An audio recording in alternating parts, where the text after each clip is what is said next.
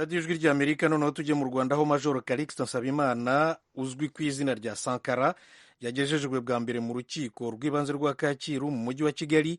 Umucamanza yamusomeye ibyaha aregwa birimo iterabwoba. Sankara yabyemeye abisabira imbabazi. Nibyo mugenzi wacu Eric Bagiruwubusa agiye kudusobanurira. Yarari ku rukiko atuzanira inkuru. Majoro Calixte Nsabimana wiyita Sankara yagejejwe mu cyumba cy'urukiko ari mu mapingu yambaye ipantaro ya kaki, hejuru yarengejeho akajakete k'amabara atandukanye kuko hari mu mbeho. Umutekano wari wakajijwe ku buryo urukiko rwari rurinzwe bikomeye. Udafite imbunda nini yari afite into yo mu bwoko bwa masotera. Calixte Sankara n'umunyamategeko we bavugana kuri dosiye urubanza rutaratangira yagaragaraga ku masura nk'umuntu udakomeye. Ubushinjacyaha bwihariye isaha irenga buramurega ibyaha 16 kandi byose Sankara arabyemera akabyicuzaho akabisabira imbabazi. N'ibyaha byinshi bifitanye isano n'iterabwoba. Ubushinjacyaha buvuga ko bimwe yabikoze nkawe gatozi ku giti cye, ibindi yagiye abibamo icyitso n'abandi batandukanye kuva mu 2013-2019. Ubushinjacyaha bumurega ko mu 2017 yashinze ishyaka RRM, Rwandizi Revolutionary Movement, afatanije na Nobo Marara n'abandi ku buryo ngo bakomeje kwaguka hirya no hino ku isi. Buramurega ko mu ihuriro MRCD riyobowe na Paul Rusesabagina, Sankara yari vice president wa kabiri kandi ko ariyo ryashinze umutwe w'ingabo FLN yavugiraga. Uyu mutwe w'ingabo ngukuriwe na General Sinayobye Bernabe. Uyu ni ushinzwe ibitero bitandukanye byagabwe mu ntara y'Amajyepfo, mu duce twa Nyamagabe na Nyaruguru, bigahitana abantu 9 bigakomeretsa abandi kandi bigatwika bikanasahura. Ubushinjacyaha umurega ko yakunze kuvugana n'abasirikare bakomeye mu gisirikare cy'u Burundi na Uganda bagatanga ubufasha ku mutwe wa FLN bagamije guhungabanya umutekano w'u Rwanda. Buvuga ko u Burundi bwatanze inzira mu ishyamba rya Kibira bagera muri Nyungwe, naho Uganda itanga ibikoresho nabo gutoza gisirikare. Hari kandi inkunga ngo bakuraga mu mpunzi z'abanyarwanda bari mu bihugu bitandukanye nka Canada, Afurika y'Epfo, Amerika n'ahandi.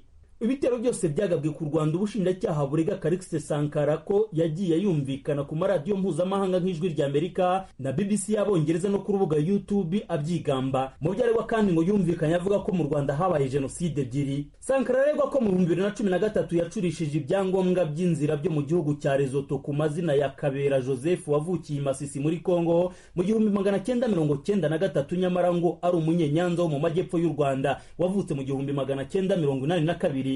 Ibyo kimwe n'amarinete atandukanye n'amatelefone byafatiriwe ngo nibyo yakoreshaga mu kwiyoberanya mu bihugu yashakishirizagamo abayoboke inkunga n'ibindi. Ubushinjacyaha bukavuga ko ibyo n'ibindi byagize ingaruka ku muryango nyarwanda kubo byahitanye nabo byasigiye ubumuga bw'umubiri. Ibihuha umurega ngo byashoboraga gutera rubanda kwivumbagatanya, leta ikangwa mu bihugu by'amahanga kandi ngo byahungabanyije ubukerarugendo. Bugahera ku kuba yiyemerera ibyaha bukamusabira kuba afunzwe by'agateganyo mu gihe cy'iminsi 30. Buravuga ko adafite umwirondoro wuzuye kandi ko ashobora guturuka ubutabera, bityo ko kumufunga by'agateganyo bamuboneraho bamucendereye. Sankara hawe ijambo ati nta byinshi mfite byo niregura, hari ibyo nakoze ku giti cyanjye n'ibindi nafatanije n'abandi bantu. Yemera ko yari afite inyandiko z'inzira z'incura navuga ko yakoreshaga mu cyo yise kamufuraje y'akazi ke kandi ko ibyaha byinshi byakozwe n'umutwe wa FLN yavugiraga. Yibanze ku gitero cya Kitabi cyo ku itariki ya 15 z'ukwezi kwa 12 2018 ko cyagabwa atabizi. Yavuze ko nk'umuyobozi wa FLN bari baratanze amabwiriza ko ingabo zabo zagombaga gushakisha ibirindiro byoroheje by'abasirikare n'abapolisi, ibiro by'uturere n'umurenge, ubundi bagaca ibiraro byo muri Nyungwe no hafi yaho. Yavuze ko General Bernabe Sinayobye ariwe watangaga amabwiriza y'urugamba,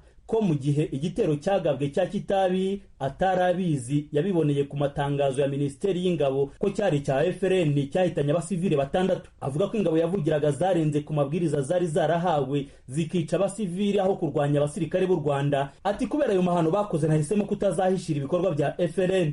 Ati irizon trahima parole bisobanuye ngo bagambaniye ubuvugizi bwanjye. Ati maze kuganira n'ubugenzacyaha n'ubushinjacyaha numvise nta kindi navuga imbere y'ubutabera uretse kwemera amakosa nkayasabira imbabazi mbikuye ku mutima. Yakomeje atuga bitavye Imana navuga ngo Imana ibahiruhuko ridashira, abakomeretse nabo bihangane, ndasaba imbabazi abanyarwanda bose n'umukuru w'igihugu. Ati ibikorwa bya FLN ntibitanga icyizere, nitandukanyije nayo ntaho mpuriye nayo, ejo bundi batazagira icyo bakora bikazambarwaho. Yemeye ko yakoranye na leta z'amahanga bagamije guhungabanya umutekano w'umutekano w'u Rwanda yemera ko hari umusirikare w'u Burundi yise Major Berite yafashije gukura ingabo za FRN muri Kongo zigera muri Nyungwe, gusa ngo umukuru w'igihugu cy'u Burundi ntiyabaga bizi ngo kuko hari n'igihe ingabo za FRN zafatwaga n'ingabo z'u Burundi. Yemeye kandi ko yakoranye n'abakuriye iperereza mu gisirikare cya Uganda abifashijwemo n'uwita Captain Sande Charles wari muri RNC. General Abel Kandiho muri Uganda abaha ikaze muri icyo gihugu, gusa ngo Sankara ntari mu bagiye kubonana na General Kandiho wa Uganda, ahubwo ngo hagiye abakuru b'ingabo za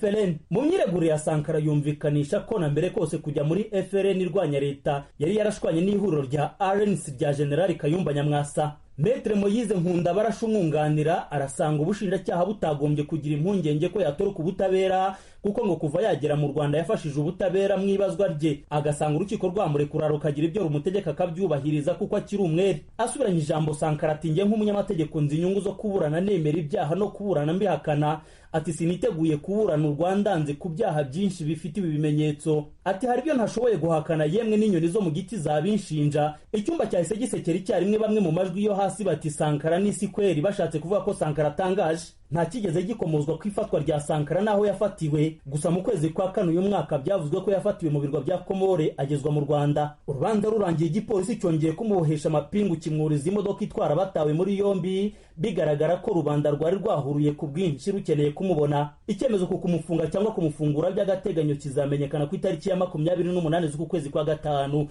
Bagira ubusa ijwi ry'Amerika i Kigali.